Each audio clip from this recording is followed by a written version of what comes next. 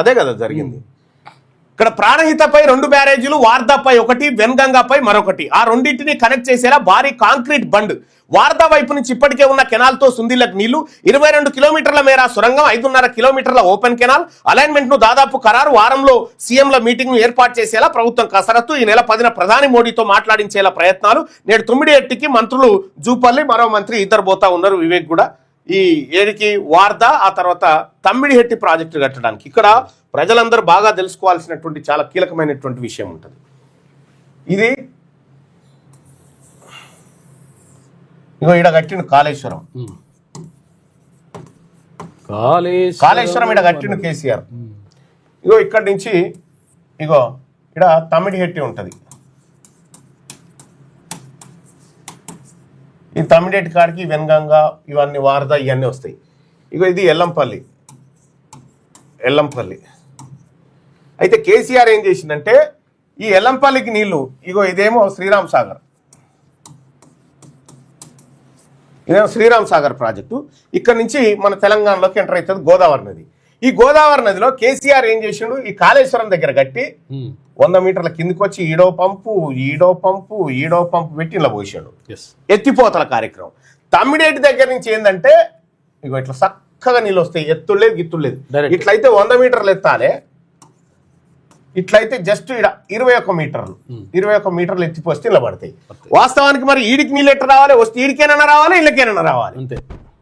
అంటే కేవలం ఈ ఈ కాళేశ్వరం పేరు మీద డబ్బులు దొబ్బుక తినడానికి ఆడినటువంటి ఆట ఇదంతా. ఇప్పుడు కాంగ్రెస్ పార్టీ గవర్నమెంట్ ఏం చెప్తా ఉంది, ఇక్కడ కడతామని చెప్తా ఉంది. ఏది తమ్మిడిహెట్టి కడతామని చెప్తా ఉంది. ఇప్పుడు నిజంగా ఇప్పుడు ఇక్కడ నుంచి మిడ్మానేరు, తర్వాత రంగనాయక సాగర్, పోచమ్మ సాగర్, ఇవన్నీ ఇక్కడికి వస్తాయి అన్నట్టు. ఇప్పుడు మనకి ఏం చెప్తా ఉన్నారు, కాళేశ్వరం 1 కోటి ఎకరాల మాగాని, ఇక్కడ నుంచి నీళ్లు బంద్ అయిపోయినాయి, ఎప్పుడో అయిపోయింది. 1 కోటి ఎకరాల మాగానం ఎప్పుడో గులబడ్డది. ఇప్పుడు వస్తున్నటువంటి నీళ్ళు ఏవైతే ఉన్నాయో అవి ఎల్లంపల్లి నుంచి, శ్రీరామ్ సాగర్ నుంచి వస్తున్నటువంటి నీళ్ళే. పబ్లిక్ తెలియదు కాబట్టి ఈ నీళ్ళే వస్తున్నాయని చెప్తారు. ఈ నీళ్ళు ఎక్కడి అని హరీష్ రావు గడికోపారి చెప్తా ఉంటాడు. ఇదంతా కేవలం దోపిడికి, వీళ్ళు దోపిడిది అయిపోయింది కదా, దీంతో ఇప్పుడు నీళ్ళు వస్తున్నాయి కదా. ఇగో ఎల్లంపల్లి కాడ తమ్మిడేటి కాడ మళ్ళా కడతామని పెట్టారు. ఆల్రెడీ ఇక్కడ దాదాపు 10,000 కోట్ల రూపాయలు కాలువలు దొవి పెట్టిరు ఆల్రెడీ. సో దానికి కొద్దిగా ఖర్చు అయితే అయిపోయేది. దాని పేరే తమ్మిడిహెట్టి దగ్గర కట్టేటువంటి దాని పేరే doctor BR Ambedkar Pranahita Chevella Sujala Sravanthi project అని చెప్పి పెట్టిరు. దాన్ని కేసీఆర్ మార్చేసి కాళేశ్వరం అని పెట్టి రకరకాల జిమ్మికులు చేసిండు. ఓ దానికి సరస్వతి అని, ఓ దానికి ఇంకో పేరు లక్ష్మి, ఇట్లా దేవుళ్ళ పేరు పెట్టిండి ఎవడు తిట్టకుండా, దాని పేరు ఓడిపోకుండా. కేసీఆర్ దుకాణం ఇది. ఇప్పుడు దీంట్లో కూడా మరి ఇప్పుడు ఏమైనా అర్జెంట్ ఉందా అనే తమ్మిడిహెట్టి కాడ అంటే, ఇక్కడ తమ్మిడిహెట్టి కాడ కట్టడం వల్ల ఉమ్మడి ఆదిలాబాద్ లో 2 లక్షల ఎకరాల ఆయకట్టు వస్తుంది. 2 లక్షల ఎకరాలకు ఆయకట్టు వస్తుంది, డైరెక్ట్ వచ్చేస్తే గ్రావిటీ ద్వారా ఏ ఇబ్బంది లేకుండా.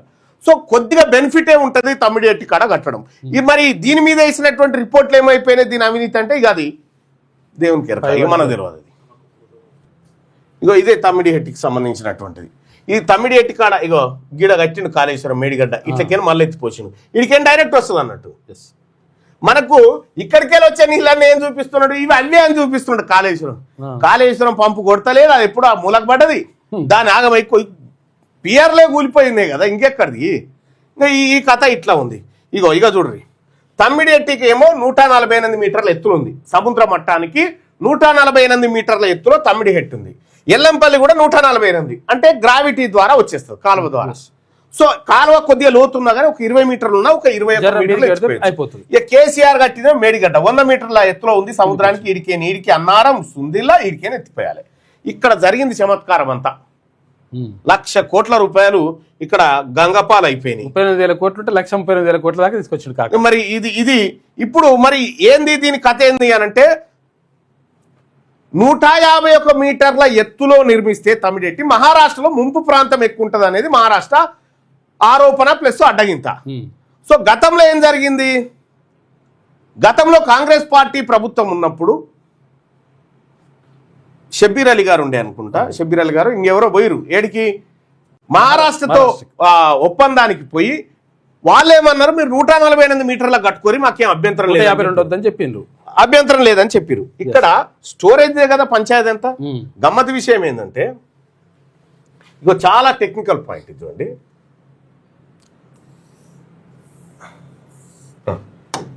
ఇది ఒక ట్యాంక్ అనుకుందాం. ఇది ఎంత ఎత్తుంది? 151 మీటర్ల ఎత్తుంది.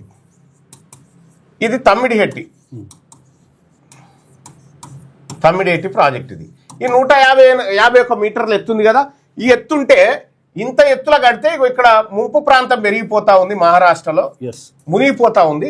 కాబట్టి మీరు ఏం చేస్తారంటే ఎత్తు తగ్గించుకోరి, 148 లేదా 149, కాబట్టి 149 మీటర్ల ఎత్తు కట్టుకోరు అన్నాడు.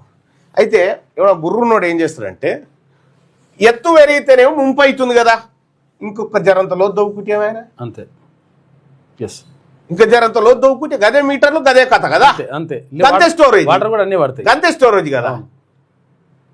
సింపుల్ ఇది. ఇంకా ఇది చేయకుండా మనకు రకరకాల ప్రెజెంటేషన్లు చేసిండు కేసీఆర్ గారు. అప్పుడు అదే జరిగింది మోసం.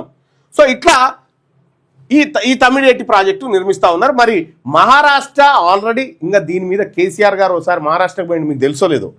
పోయి విజయోత్సవాలు అంటే మామూలు విజయోత్సవాలు కాదు అవి. ఇప్పుడు హరీష్ రావు అందరు ఉన్నారు. కేసీఆర్ గారు మహారాష్ట్రకు పోయి ఓ పండుగ అంటే పండుగ మీకేనన్నా రీతి నాదురా, మీరు చేసిన వాళ్ళేనారా, ఇట్లుంటాదురా, ఓ వ్యవహారం ఎట్లుండాలి. ఇంకో దేవేంద్ర ఫడ్నవీస్ను కలిసిండు. కలిసి ఇక్కడ ర్యాలీ తీసిండయా. పోయిందేమో తమ్మిడిహెట్టి కాడ కట్టడానికి ఒప్పందం చేసుకున్నామని చెప్పి వచ్చిండు. వచ్చిన తర్వాత బేగంపేట దగ్గర నుంచి ర్యాలీ తీసి ఇంకా ఆ ర్యాలీలా ఎవరెవరు ఉన్నారు అప్పుడు పక్కపండి చూస్తే మీరు గమ్మత్తుంటుంది. హరీష్ రావు అందరు ఉంటారు ఆ ర్యాలీలో. ఇగో తమ్మిడిహెట్టి వద్ద ప్రాజెక్టుకు మహారాష్ట్ర సర్కార్ ఒప్పుకోలేదని చెప్పిండు. ఈడనేమో కేసీఆర్ మనకు వచ్చి బేగంపేట దగ్గర నుంచి ర్యాలీ ఎక్కడ ఉండే పెద్ద ర్యాలీ తీసిండు. ఈడ ర్యాలీ తీసి బేగంపేట దగ్గర నుంచి తీసి నేను ఈయనే ఉంటా, ఉత్తమ్ కుమార్ రెడ్డి వస్తావా అది ఇది అని చెప్పి అప్పుడు డైలాగులకు వచ్చిండు. ఇక నిజంగానే కడతాడా ఎవరా తమ్మిడిహెట్టి కాడ అనుకున్నాం. కానీ తమ్మిడిహెట్టి తీసిపెట్టి కాళేశ్వరం కాడ కట్టి ఇక అది క్లోజ్ చేయి.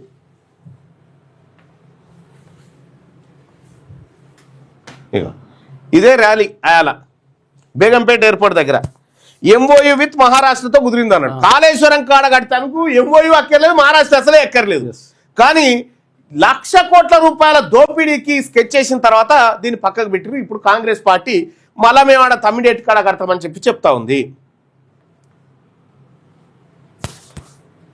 ఇక్కడ ఇది కాకుండా ఇటీవల వీళ్ళ దోపిడీ ఎట్లుందంటే మళ్ళా విద్యార్థులకు స్కూల్ కిట్స్ ఇచ్చేటువంటి కార్యక్రమం ఉందా, మళ్ళా జానారెడ్డి కొడుకు ఎంటర్ అయ్యిండు. మళ్ళా జానారెడ్డి కొడుకు ఎంటర్ అయిపోయి 1,000 కోట్ల రూపాయల స్కామ్ కు మళ్ళా స్టార్ట్ చేసిండు. రేపు బీసీ ప్రభుత్వం వచ్చిన తర్వాత చెప్తాం మీ సంగతి. కానీ ఇగో పార్లమెంట్ సభ్యులు ఇగో పొంగులేటి శ్రీనివాస్ రెడ్డి గారు ఉన్నారు. అప్పుడే హరీష్ రావు ఉన్నాడు. స్వాగతం చెప్పడానికి తరలి వచ్చారు. ఇదే ఇండికేట్ చేస్తా ఉంది. తమ్మిడిహెట్టి బ్యారేజ్ ఒప్పందం జరిగే ఉంటే 6 సంవత్సరాలు పోచారం శ్రీనివాస్ రెడ్డి గారు ఆ బ్యారేజ్ దగ్గర తట్టెడు మట్టి కూడా ఎందుకు తవ్వలేదని చెప్పి నేను అడుగుతా ఉన్నా. ఇది వాస్తవం కాదా? ఈ రోజు కూడా తట్టెడు మట్టి అక్కడ తవ్వినా? వాస్తవాలు ఈ విధంగా ఉంటే అసత్యాలు చెప్పి ఇలా మంచి జరుగుతూ ఉంటే చేసినదే మీ కాంగ్రెస్ పార్టీ. మీ తర్వాత 18 ఏళ్ళు పరిపాలించినటువంటి 2001లో అప్పుడు ఆంధ్రప్రదేశ్ గవర్నమెంటే బిల్లు కడితే టీఆర్ఎస్ ఎమ్మెల్యేలను రాజశేఖర రెడ్డి ఆగం చేస్తా.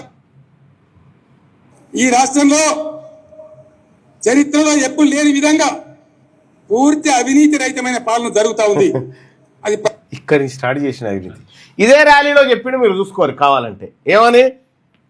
మహారాష్ట్రతో ఒప్పందం అయిపోయింది, అంత అయిపోయిందని. మరి ఒప్పందం అయిపోయింది మళ్ళీ ఎందుకు గుర్తున్నట్టు ఇప్పుడు సీఎం.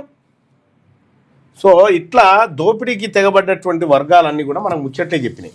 ఈ తమ్మిడేటి కథ వారంలో సీఎంల సమావేశం అంటే 150 మీటర్ల ఎత్తులో నిర్మించాలని ప్రభుత్వం ఇప్పటికే నిర్ణయించింది. దానికి సంబంధించి మహారాష్ట్రతో సంప్రదింపులు జరపబోతుందని చెప్పి ఉన్నారు. అందుకు తగ్గట్టుగా మహారాష్ట్ర సీఎం ఫడ్నవీస్తో సీఎం రేవంత్ సమావేశం. అప్పుడు ఫడ్నవీసే, అప్పుడు ఆయనే కదా.